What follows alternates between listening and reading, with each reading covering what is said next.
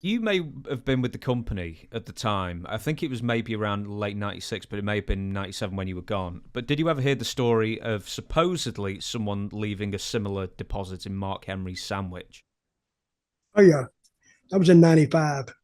It would have been Yeah, 96, I think, yeah. but yeah. So what was the I wasn't. circumstances there? No, I no. Okay, yeah, yeah. You're right. '96.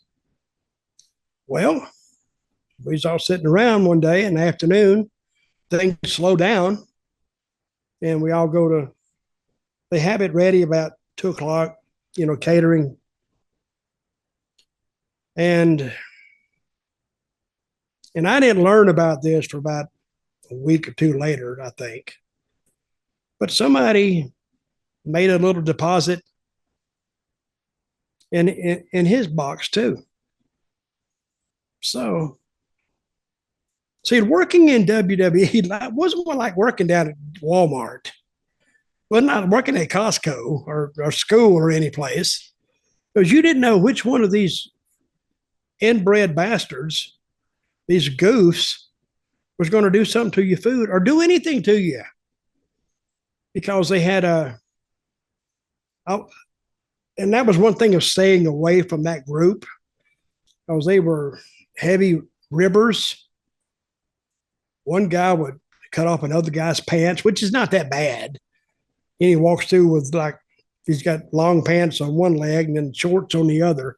That wasn't that bad. But when they mess with the food and they do all that, that was bad. And I don't know if Mark ever found out who did that. Did you ever find out Ah, or hear a well, name? I did hear a name. It doesn't make any sense. Sean Waltman again, but he was in WCW at the time. So goodness knows who it may have been. He was in WCW then. Yeah, he was in. Yeah, he left about May '96. Mark Henry was hanging around more and more towards mid '96 onwards, and I think Waltman has been accused of it, but he was already with the NWO. That's his story anyway. Well, I think we might need to revisit those dates because I do remember it was in the spring of the year. I do remember that.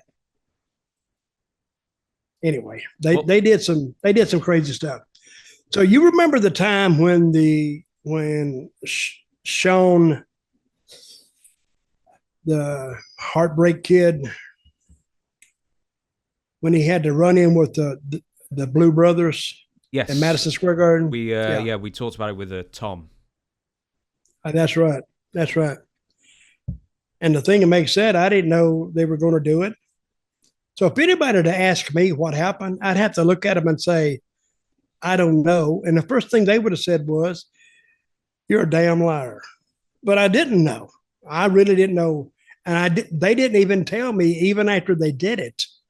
I rode back to the hotel with them that night and they didn't even tell me. Of course, a week later, Ron was gone, or 2 weeks later, he was gone. And then it was just me and Donnie. And then Donnie, they wouldn't booking him, so they didn't book me. So, and that's when I ended up getting my Bradshaw on my own, I might add. I just went in there and I said, hey, you got a new guy here. You don't have nobody. I don't have nobody. Why don't you let me manage him? And then Bruce Pritchard walked in one day and he said, well, you got him. And he told John to sign the deal and he was signed up. There's So everywhere he went, I went with him. there's something that I remember when I was coming of age and going to pubs and bars and all that kind of thing. Is I was always told never leave your drink unattended, and if you're holding a drink, especially a bottle, put your thumb over uh, the the receptacle hole. And obviously that went more than double for women because you never know who's out there who might go. Was that something that you had to be wary of in the '90s at least?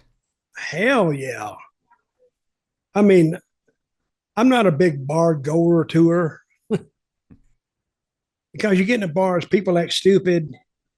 You know, somebody could say something, it could be taken wrong, or I could say something taken wrong. I didn't want to deal with it. So I didn't go to the hotel bars. I just didn't go. And I didn't miss anything.